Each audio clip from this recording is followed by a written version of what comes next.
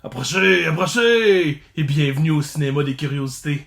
Je suis Stefou le Fou et aujourd'hui je vous parle du film Brain Dead. On regarde ça.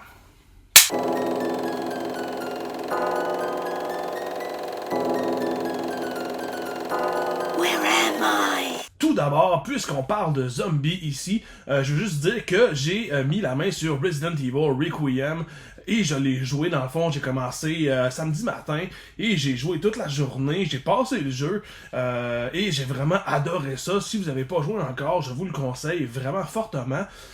C'est pas parfait, il y a des petits trucs qui m'ont dérangé, mais en termes de fans d'horreur et fans de la série de Resident Evil, ça vaut vraiment la peine de jeter un œil là-dessus. Donc Resident Evil, manquez pas ça. Brain Dead, aussi appelé Dead Alive, est un asti de gore fest hyper drôle réalisé en 1992 et réalisé par Peter Jackson, oui, le réalisateur de Lord of the Rings. Lors d'une expédition sur l'île maudite de Skull Island, un responsable de zoo kidnappe un singe rat de Sumatra et l'emmène dans un zoo de Nouvelle-Zélande. Lionel, un homme maladroit et timide, vit seul dans une grande maison victorienne avec sa mère Vera, qui est écrasante et très opprimante. Son chemin croise celui de Paquita, une jeune femme qui travaille dans une petite épicerie du coin.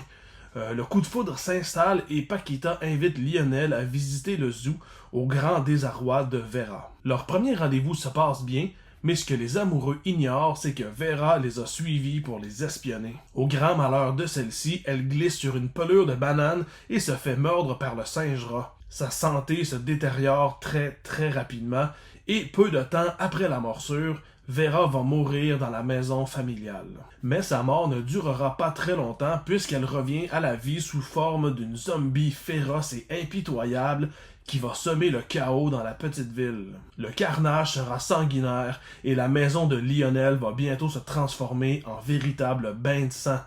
Littéralement. L'amour de Lionel et Paquita survivra-t-il à la boucherie des zombies?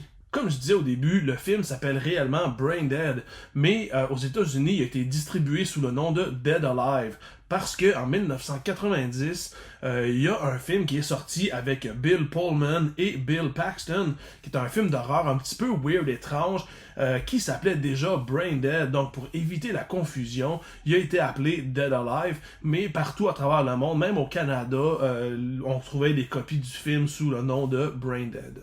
Le réalisateur est bel et bien Peter Jackson, donc le même qui a réalisé la trilogie des films Le Seigneur des Anneaux ainsi que la trilogie des Hobbits. Peu de gens, pas peu de gens, mais la plupart du monde le connaissent pour ces films-là ou pour avoir fait King Kong, par exemple. Mais seulement les fans d'horreur savent que justement, il a commencé sa carrière avec de l'horreur. Dans le fond, ses 3 premiers films étaient des films vraiment fucked up, étranges, super weird. Comme, à fond, son premier, c'était le film Bad Taste, qui, au Québec, d'ailleurs, avait été traduit comme... Le titre, c'était « Dans le cul ». Donc, vous voyez un peu le genre. C'est un genre de comédie, d'horreur, science-fiction, d'une invasion extraterrestre, assez vraiment fucké. Son deuxième film s'appelait Meet the Feebles, qui est comme un film avec des marionnettes. C'est super décadent, puis super mauvais goût. Et son troisième film, c'est Brain Dead, donc celui dont je vous parle aujourd'hui. Même si j'affectionne la plupart de ses films, il y en a que j'ai pas vu, comme il y en a un qui a fait récemment, pas récemment, mais une couple d'années, là, de grosses machines ou trucs comme ça, je l'ai pas vu.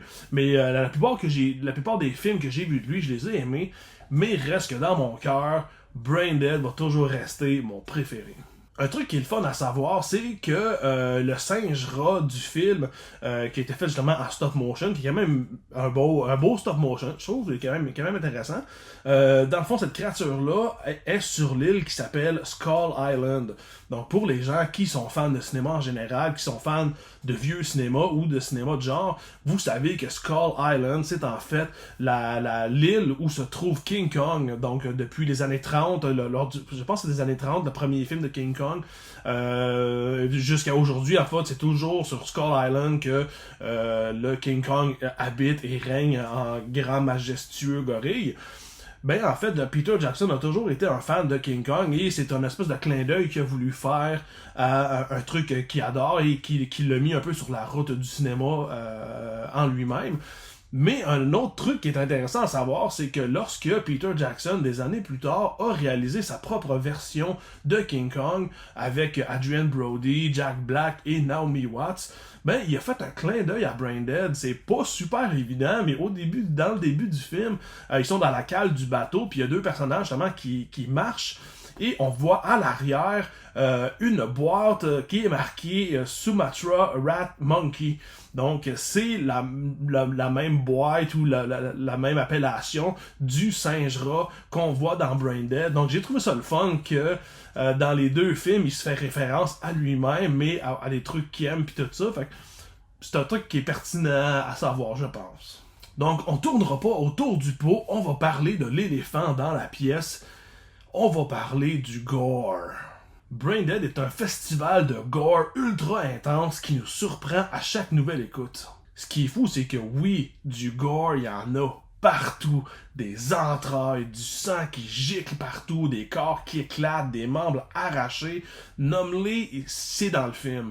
C'est de mauvais goût, c'est drôle, ça gicle, puis c'est vraiment awesome. Et il faut retenir quelques trucs par rapport au gore. Numéro 1, la créativité. Les humains et les zombies qui meurent dans ce film-là se font pas tuer simplement. Comme par exemple dans la plupart des films d'horreur très gore, il y en a beaucoup en fait que c'est brutal, mais c'est très simple. Il y a beaucoup de couteaux qui coupent des gorges, des haches d'en face ou dans le cou, des trucs comme ça, des trucs qui revolent d'en face. Puis c'est cool, c'est brutal, mais ça reste simple. Braindead atteint un niveau de créativité qui est tout à fait démesuré, qui est à la fois surprenant et très satisfaisant. Un homme se fait arracher la cage thoracique, un autre se fait rentrer des ciseaux de jardin dans la bouche, se fait couper la tête à moitié à partir de la bouche.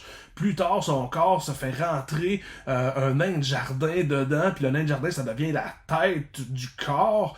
Il y a une femme qui se fait empaler la tête par une lampe, puis quand elle allume, le visage émerge en lumière. Ou encore une espèce de bébé zombie qui est rentré dans une madame, puis dans le fond, de la tête, c'est comme si le bébé a comme grimpé jusqu'à la tête, il sort les bras des oreilles, il pogne la face, puis il étire la face, puis il arrache, puis la tête du bébé sort. C'est complètement déjanté. Il y a aussi une scène super classique, la scène de la tondeuse à gazon. Je vous dis pas ce qui arrive, mais croyez-moi, c'est mémorable en tabarnak. Puis ce qui est fou, c'est que ce que je viens de vous dire, c'est des toutes petites affaires dans le film, c'est rien à comparer de tout ce que le film réserve. Il y a énormément de surprises, énormément d'originalité puis de créativité. C'est des trucs qu'on n'a jamais vus avant, et malheureusement, c'est le genre de trucs qu'on n'a jamais vraiment vu depuis. Un tel niveau de créativité dans le gore, c'est véritablement un exploit en soi. Puis surtout que c'est incorporé dans un film où l'histoire se tient debout. Parlant du gore, faut quand même aussi noter à quel point ces effets spéciaux-là sont bien faits. C'est fou de penser qu'en 1992, ils ont réussi à faire un film avec du gore aussi réaliste. Il n'y a rien dans le fond dans le film qui paraît cheap ou fake. Ben, peut-être à part, mettons, le singe-rat ou l'espèce de petit bébé zombie qui apparaît dans le film à un moment donné. Bon, ceux-là sont peut-être un petit peu moins bien faits, mais en même temps, ça rajoute à l'espèce de charme comique du film. Cette espèce d'engagement-là envers la vraisemblance, malgré l'espèce d'absolue folie qui nous est présentée dans les images du film, ça démontre vraiment un amour sincère pour l'horreur, pour le gore, pour les effets spéciaux, puis le mauvais goût, bien sûr. D'ailleurs, pour la scène finale du film, on parle qu'il y aurait à peu près au moins 300 litres de faux sang qui auraient été utilisés. C'est quand même quelque chose. D'ailleurs, le réalisateur Eli Roth, réalisateur de Cabin Fever, L'Auberge, et ainsi que Thanksgiving, il a dit que c'était le seul film qui satisfaisait sa soif de sang. Donc on sait que c'est un gars qui aime bien les effets spéciaux aussi, qui aime bien le sang. C'est pas le meilleur réalisateur du monde, mais c'est un gars que je respecte beaucoup pour sa passion du cinéma.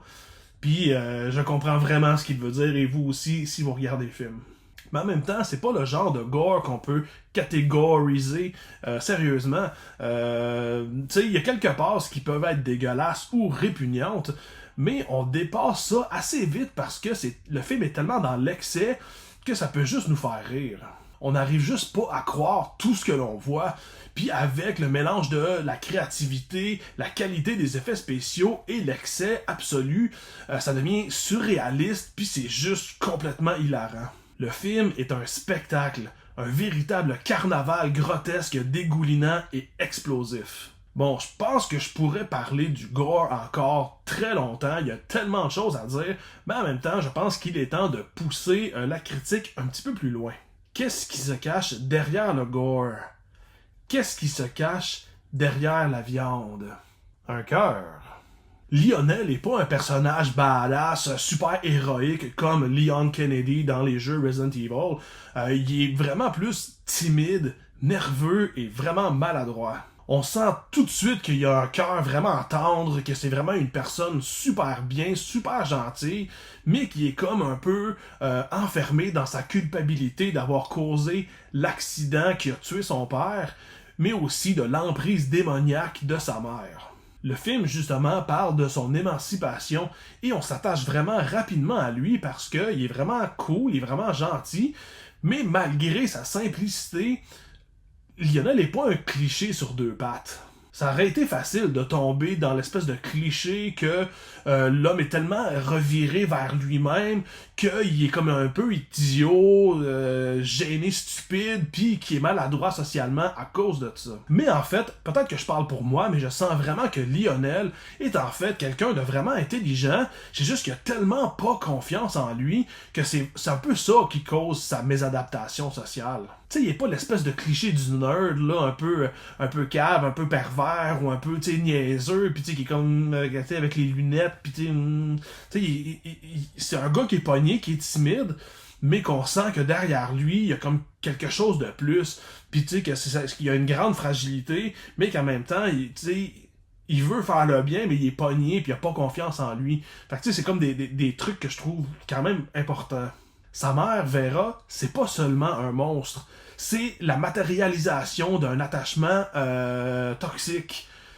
Sa même morte, sa mère gouverne encore. Lionel essaie tellement d'être un bon fils qu'il pousse ça jusqu'à l'absurdité totale.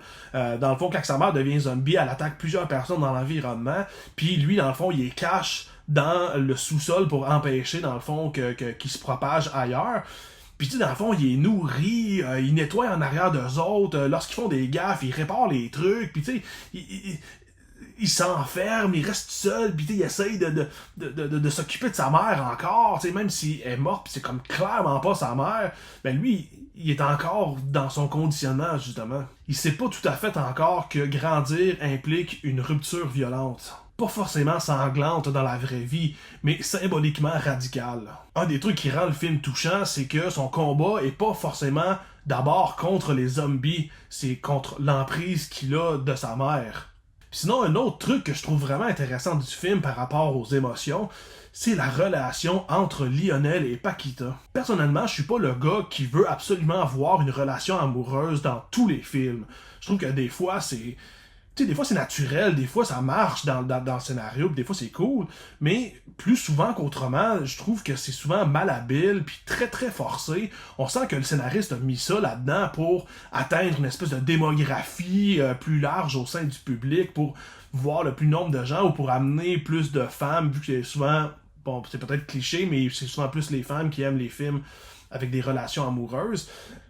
C'est correct d'en avoir dans certains films, mais des fois, je trouve que c'est vraiment forcé, puis ça n'a pas rapport. T'sais, des fois, c'est comme juste la seule raison pourquoi que les deux tombent amoureux, c'est parce que c'est les deux héros du film, puis il n'y a aucun lien, puis aucun vrai sentiment qui est là. C'est juste qu'ils tombent amoureux parce qu'ils tombent amoureux, puis c'est pas développé. Fait que ça, dans ce temps-là, j'haïs ça, puis souvent, c'est plus ça qui est dans les films. Mais justement, je trouve que c'est pas la même chose dans Brain Dead. La relation entre Lionel et Paquita est juste adorable. Au Québec, on a des expressions pour décrire certains films justement amoureux, qui est plus dans le style cucu, Kitten ou À l'eau de rose. Une espèce de film qui plonge dans une espèce de sentimentalité superficielle, insipide, gentillette, des petites histoires amoureuses arlequins là, qui sont toutes faites sur la même structure. Puis tu sais, c'est comme vraiment un peu de la merde. En tout cas, moi j'aime pas ça. Je veux pas dire que c'est de la merde parce qu'il y a des gens qui aiment ça, pis c'est correct. Mais moi, j'aime vraiment pas ça, ce genre de truc-là. J'ai rien contre les vraies histoires d'amour. Il y a des films d'amour que je trouve vraiment cool. D'ailleurs, le film Before Sunrise, c'est un de mes films d'amour préférés. Je trouve que c'est vraiment deux humains qui se rencontrent, puis leur histoire est profonde, puis elle est cool, elle est fun. Puis même, là, c'est ça, lui, c'est un film d'amour vraiment, mais des fois, c'est juste des histoires d'amour dans certains autres films, dans des films d'horreur, dans des films autres. Il peut y avoir des relations touchantes dans ces films-là, mais souvent, c'est comme QQ, Kitten ou À l'eau de rose, c'est comme trop sentimental pour rien. Puis c'est vraiment fait pour faire pleurer le monde, ou en tout cas, vous voyez ce que je veux dire. Puis, encore là, c'est un avis personnel, mais je trouve que la relation entre Lionel et Paquita est comme vraiment plus sincère. J'ai l'impression qu'elle est comme plus vraie. Une espèce d'amour un peu dévoué, mais vraiment, vraiment gêné. Un peu qui nous rappelle nos premières amours. La première personne qu'on a aimée puis qui nous a aimé en retour. Tu sais, on voit que c'est malhabile, c'est sincère, c'est vrai, c'est là. Mais tu sais, on sent que le cœur bat vite, il y a les petits regards, c'est quétaine un peu, mais c'est pas un quétaine, justement, sentimental, dégueulasse, tu sais, cliché. C'est comme juste un truc de, tu sais, on se regarde, on est gêné, mais on s'aime, tu sais. Puis le film transmet ça avec une espèce de simplicité qui est comme vraiment juste adorable. On le voit surtout à la façon qu'ils se regardent, qu'ils interagissent, le fait qu'ils se soutiennent pas mal au long du film, même quand il y a des trucs un peu bizarres qui arrivent.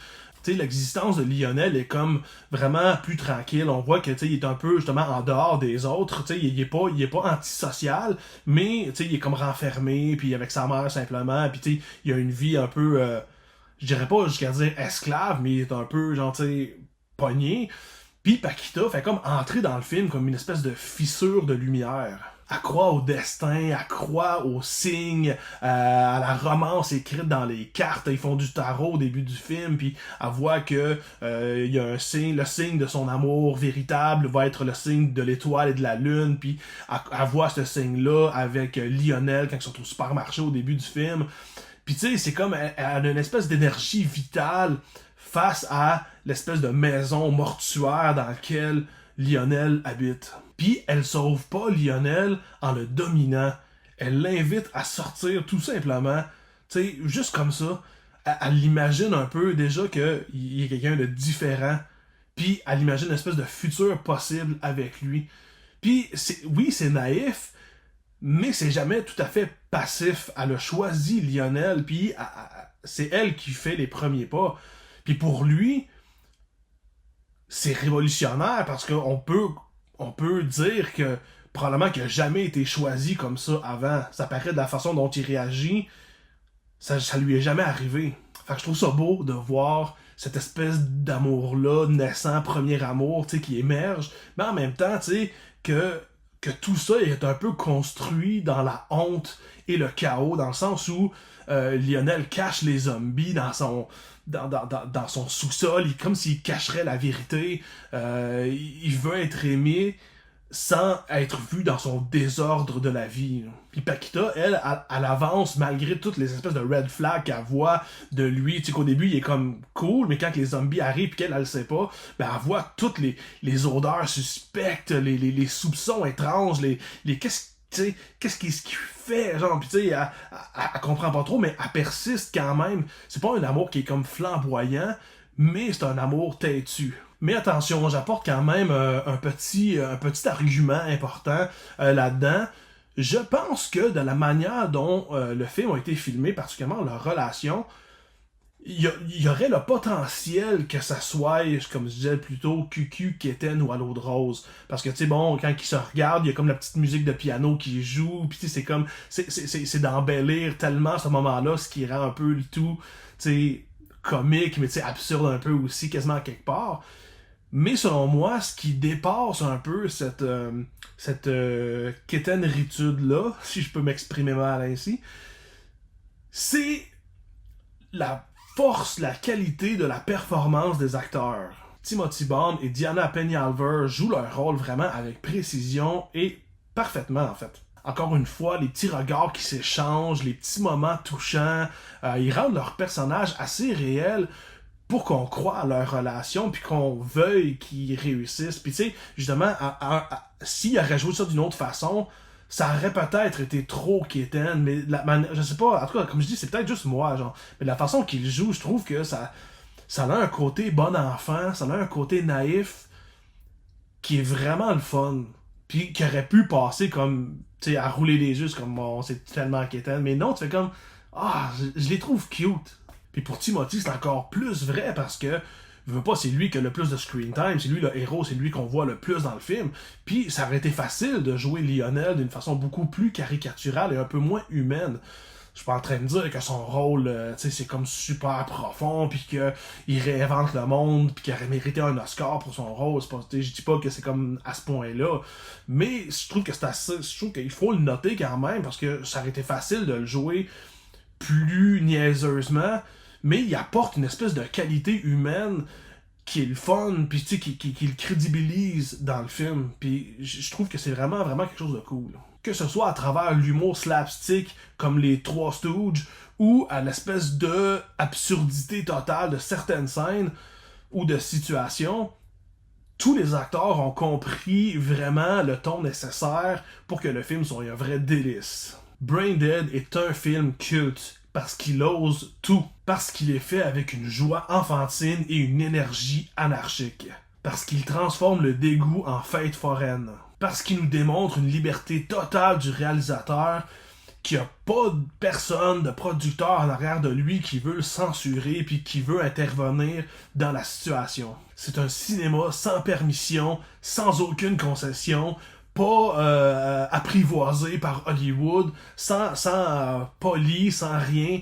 C'est un cri cinématographique indépendant. Oui, c'est excessif. Oui, c'est grotesque. Oui, c'est savoureusement dégueulasse. Mais derrière les litres de faux sang, il y a quelque chose de très, très humain. Et ça, c'est peut-être une des choses les plus surprenantes du film. Merci d'avoir visité le cinéma des curiosités.